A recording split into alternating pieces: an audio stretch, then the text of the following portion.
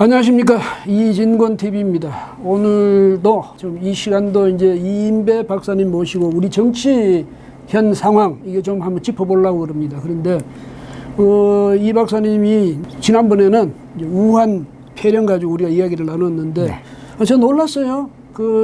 이 박사님이 그쪽에도 그렇게 이제 해박한 그런 지식을 갖고 계신지. 예. 근데 이제 또 전공이 본래 정치고 또 국제 정치니까 뭐 정치에 대해서는 또 오죽 잘 아시겠습니까? 예.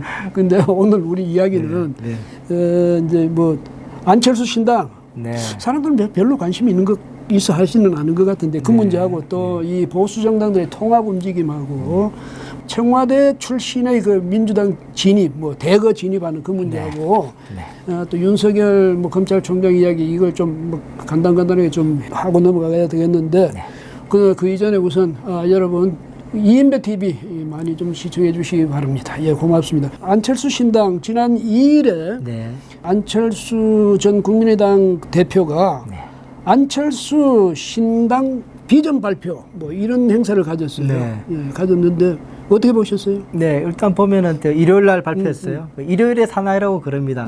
귀국할 때도 일요일 날 해서 그러니까 일요일 날 이제 나오게 되면 월요일 날 사실 기사가 없을 때니까 대서특필할 수 있어서 그래 찬스를 노려서 한다라고 이야기했는데 이번에도 일요일 날 신당 창당을 발표를 했습니다. 뭐 보니까는 저는 좀 결이 다르다는 생각이 드는 게 뭐냐 하면 뭐 이렇게 이야기를 해요. 뭐 혁신 정당을 만들겠다, 뭐 작은 정당을 만들겠다, 공유 정당을 만들겠다, 뭐 이런 이야기를 하는데 사실 국민들의 마음과 결이 좀 다르다고 생각하는 게 뭐냐면 국민들의 이제 어떤 생각을 하고 있느냐 하면 이 정권, 이 폭주하고 있는 이 정권을 어떻게 제어해내고 어떻게 이것을 바꿀 것인가에 대한 솔루션 해석을 듣고 싶어 할 텐데 지금 뭔 이야기하면 제가 몸 잘 만들겠다 이런 이야기만 하고 있는 거예요. 어떻게 싸울까 하는 이야기 하지 않고 내가 저기 몸 잘 만들겠다 이 이야기만 하고 있는 정당, 신당, 창당 계획을 내서서 이 사람이 지금 외국에 오래 있어서 그런지 국민의 마음의 고통의 결과 좀 다른 이야기를 하고 있다라는 생각이 들어 조금 아쉬움이 있었습니다. 그러니까 이분은 기본적으로 기성 정당들은 이해 안 된다.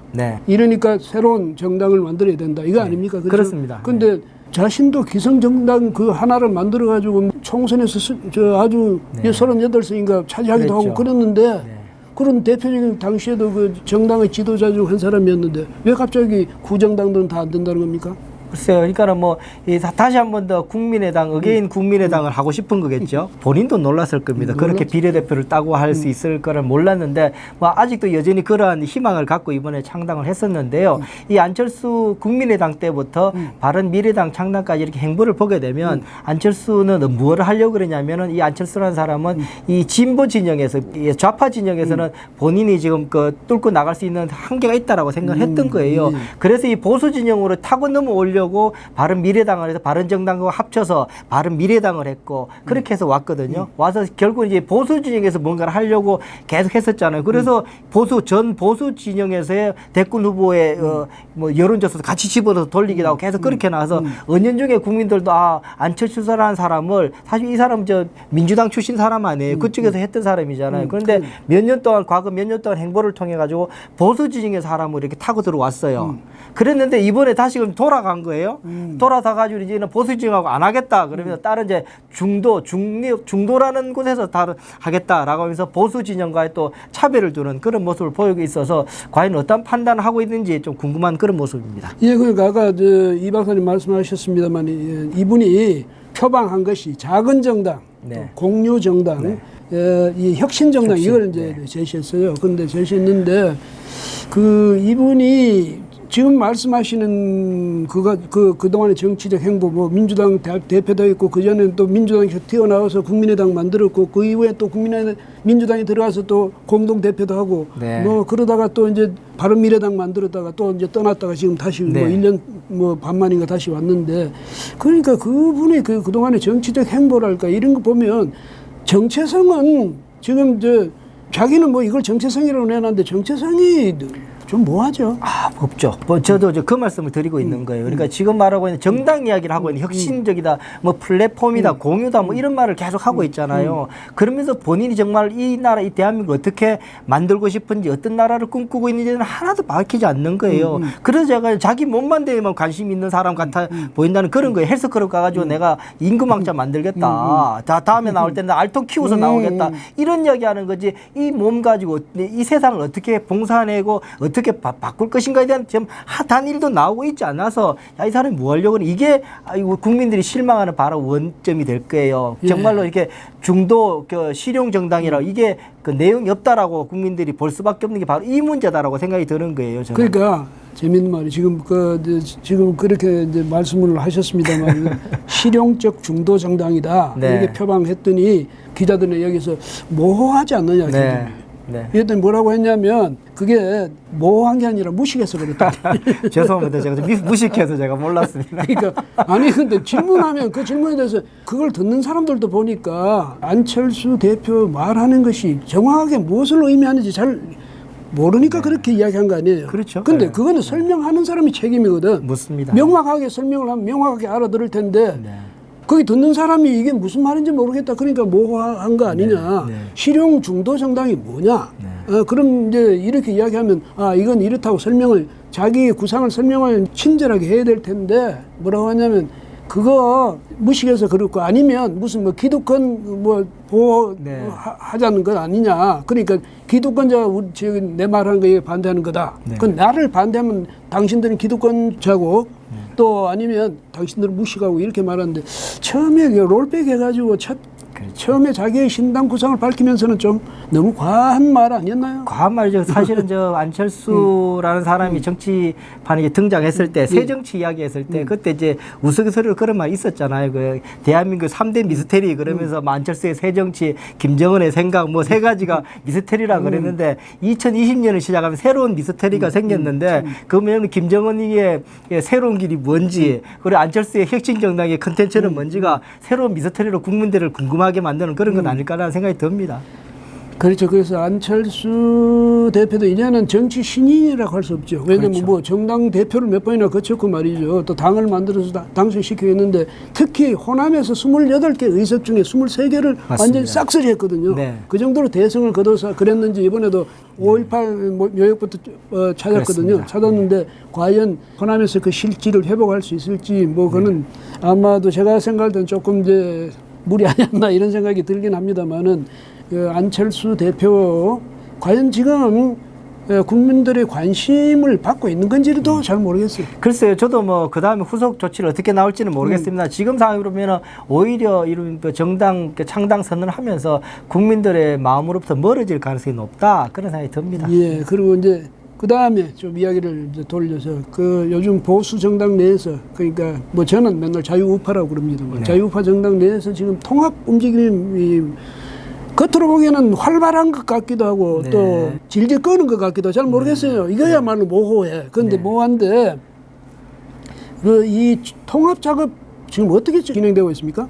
저도 뭐 언론을 통해서 아는 정도 수준이고 여의도에서 들려오는 수준 드는 수준이긴 한데 뭐 혁신과 통합청에서 여러 가지 이제 자유한국당 멤버 그리고 뭐 이현주 의원이 하고 있는 뭐 전진당 그 사람 한 사람밖에 없는데 어쨌든 뭐 통합에 들어가기도 하고 뭐 새로운 보수당이 하태경 의원 뭐 이런 그룹하고 이렇게 해서 지금 계속 이야기하고 있는 시민단체까지 해서 기본적으로 또 뭐 꽤 많은 사람들 모아놓고 이야기하고 있는 상황인데 이건 사실 그냥 말로 끝나는 것이 아니라 새로운 구조가 만들어져야 되는 것 아닙니까? 그 구조가 만들어지면 그 구조를 통해서 새로운 정치적 인물들이 충원이 돼서 당장 4월 15일을 뛰는 사람들을 만들어내는 상황이 돼야 되는 상황인데 아직까지 오리무중처럼 느껴지는 부분이라서 어느 정도 속력을 낼지 좀 궁금하고 그런 상황입니다. 여전히 유승민 의원의 이 입장이 아직 불투명하게 남아 있어서 과연 그 문제는 어떻게 처리가 돼야 될지. 그 웩도 도가 아닙니까 그러면? 뭐 유승민, 이현주가 흔들면 그 큰 덩치 큰 자유한국당이 휘청휘청하고 이렇게 되는 겁니까? 그래서 근데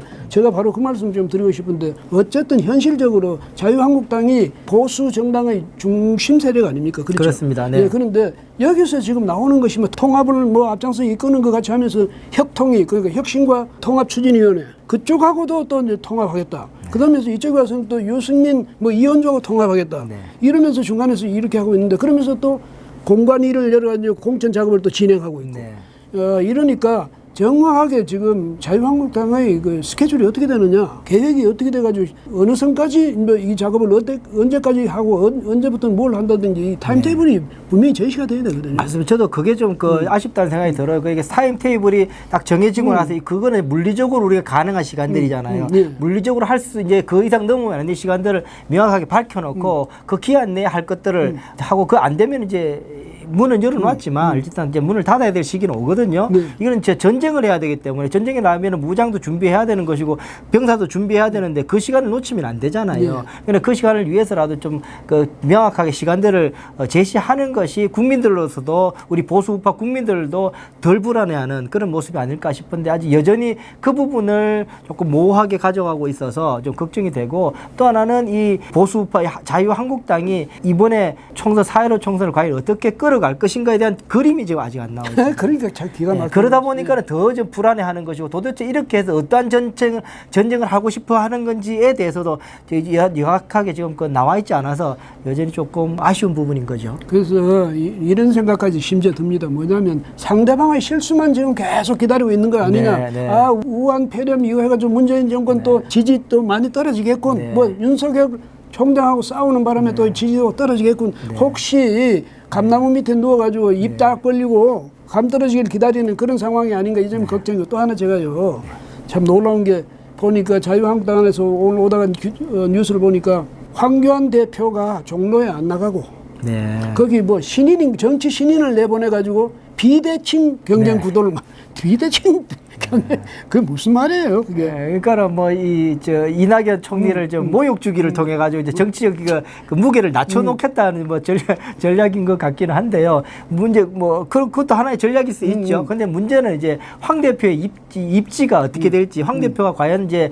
지금으로서 어쨌든 자유한국당이 가장 큰 비중에 있는 정치적인 인물이니까 이분이 4.15 총선에서 어떠한 역할을 하고 어떻게 국가에 대한 비전을 제시하고 이거 본인이 굉장히 중요한 부분 아니에요. 그런데 거기에 대해서 입장이나 여러 가지 지금 거취를 못 정하고 있다 보니까 여러 가지 말만 나오게 되고 그런 상황 아닌가 싶습니다. 또 민주당의 경우는 보면 민주당에서는 지금 뭐 인재 영입했던 사람들 사이에서 그 중에서 뭐 부적격자가 나타나고 해가지고 좀 체면을 구긴 데다가 지금 보니까 청와대에서 말이죠.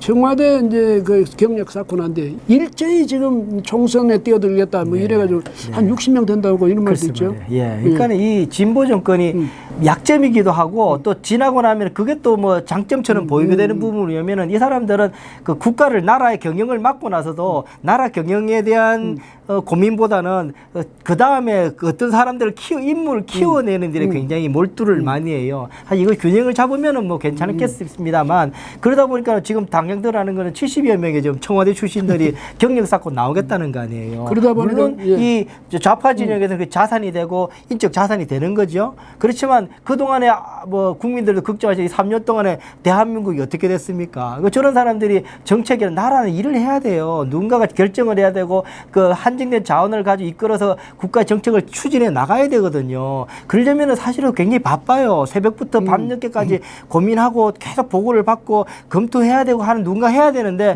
그런 것들에 대한 에너지를 쏟기보다 자기 본인의 경력 관리를 해서 그 다음에 어디를 나갈까 생각했다고 생각하면 그 결과가 지금 3년 동안에 대한민국의 이 국정이 엉망이 된 것 아닌가 싶어서 꽤나 좀 씁쓸한 그런 마음인 거죠. 제가 볼 때는 문재인 대통령부터가 니들 경력 만들어 줄 테니까 빨리빨리 나가서 나가가지고 이제 국회의원이 되면 전부 자기 방어막이 된다고 그렇죠. 생각합니다. 그렇게 생각하는 게 아닌가 이런 의심도 하게 되거든요. 그래서 그런 점에서 볼 때 보니까 김부겸 전 청와대 대변인 뭐 부동산 투기했다 해가지고 그렇게 울기도 하고 그러더니 이번에 또 기어이 가가지고 신청 자격 달라고 공천 신청 자격 달라고 거기서 심의위원회입니까? 뭐 심사위원회에서 3번이나 보류를 하니까 결국은 이 사람이 이제 포기를 했대요. 했는데 이런 식으로 나 대통령 옆에 있었으니까 나 뽑아줘. 지금 고민정 대변인하고 뭐 그 언론계 출신도 4명 정도가 같다고 그러죠. 네, 그렇습니다. 뭐 인재가 많은 건 좋은데 이런 식으로 하는 게 정말 국민을 위해서 하는 건지 자기들 뭐 권력 기반을 강화하고 대통령 수호대 이것을 강화하려고 하는지 좀 잘 모르겠어요. 그러게 말이야. 나는 재미난 게 이번에 이제 그 김의겸이란 분이 이번에 이제 포기하는 그 공천 그 드랍시킨 장문일이 진중권 교수인데 아마 진중권 교수가 이 민주당의 공천 심사위원장인가 이제 그분이 찍어서 아웃시키면 아웃될 것 같은 뭐 그런 생각이 들 정도로 지금 뭐 민주당도 이제 점점 더 어렵게 지금 인재 발굴부터 시작해서 그래서 앞으로 내놓을 이제 선수들을 내놓을 굉장히 첩첩산중도 계속 어렵고 지금 스텝이 꼬이고 있는 것 아닌가라는 생각이 듭니다. 예, 그러니까 뭐 진중권 전 교수죠. 보니까 윤석열 총장은 정치할 사람은 아닌데 정권 측에서 말이지 이 양반이 정치하지 않을 수 없도록 만들지 마. 그래 놓으면 그 양반 당장 1등 가. 그러면 그러게요. 여러분 다 죽음이야. 뭐 이렇게 그러니까 공천심사위원장이라니까 이제 윤석열 총장을 그렇게 함으로 인해서 누르면 누를수록 국민들은 더 거기에 대해서 더 지원이하고 지지하게 될 거니까 그건 사실은 이제 민주당으로서 아니면은 청와대도 꽤나 이제 어려운 골칫거리가 될 겁니다. 그거는 국민들이 막아내고 국민들이 지켜주고 있다라는 생각이 들어서 뭐 바람직한 모습이 되지 않을까 생각이 들고 또 하나는 윤 총장이 그래도 이런 막 국민들의 지지와 바램들을 허투루 생각하고 아주 있지 않고 있다는 사람이랑 즐거운 기사 중에 하나가 여론조사에 빼달라.